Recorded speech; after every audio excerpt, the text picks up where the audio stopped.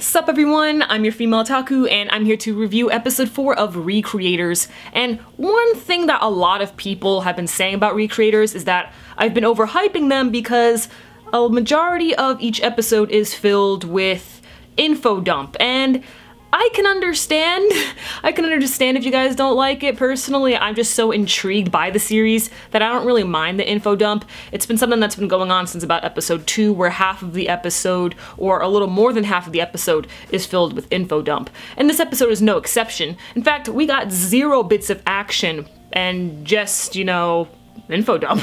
But like I said, I'm just too intrigued by this anime to really, you know, complain. I'm totally fine with it. I get to learn more about the world and my questions are being answered, so I'm alright with it, but I understand if you don't. So during that long info dump, in case you got lost, Midoriya decided to go play her game. And she first went to go see her creator, but unfortunately her creator passed away due to an accident. And so she decided to play the game, and she had a lot of fun.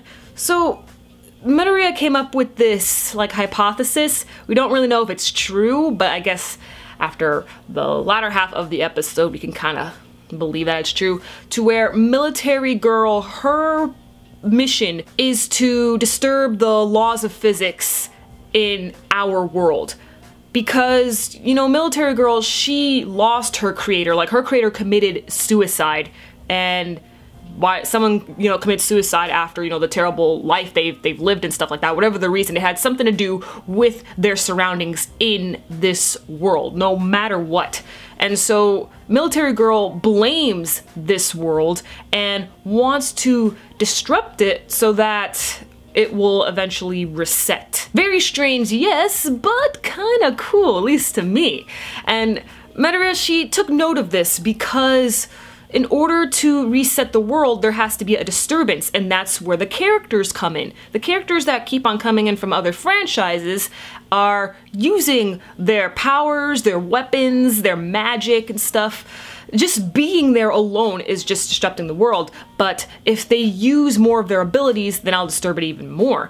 And by doing so and causing more world collisions, which I've mentioned this before in like episode 2, the world will utterly implode and reset. This is a seriously cool idea, and I love how thought out this was, because I mentioned this, how it seemed that some powers are able to work, but others aren't, or how someone's power can come out in a similar manner, but not quite exactly how it did back over in their world, like with Mamika and what happened with her little explosions. So the mission is to get everything back to normal. So we have to stop the characters from fighting and using their abilities, and we also have to figure out a way to get the characters back into their world. But first is to stop using their powers, but that doesn't seem like it's gonna happen anytime soon, because Military Girl is telling all the people that she meets and all the people who are joining her side to continue to fight and to continue to use their abilities so that they can disrupt the world, and that, you know, things will be back to normal. Well, so she says. Obviously, it's not gonna be back to normal. The world is gonna reset. I was right! Remember last week how I was saying that the old man is most likely the Yakuza-looking guy that was in the opening? I was right. Hex yeah.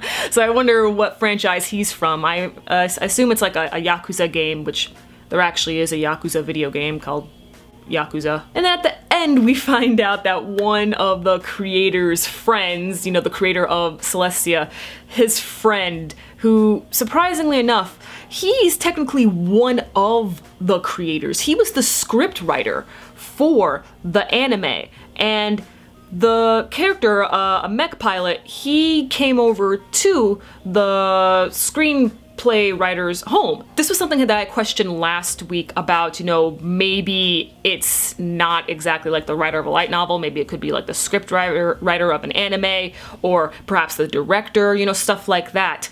Technically, this kid has multiple, like the pilot kid, technically he has like multiple creators, since he's most likely from an anime original, because he went over to the script writer. Man, there's so many questions, and we're getting all the answers too, and I'm really excited, man. I absolutely love Recreators. So let me know your thoughts on this episode. Did you like it? Did you hate it because of all the info dump? And how do you feel about the info dumps overall? And catch me later as I review Samurai Jack Season 5. I'm your female otaku. Sayonara.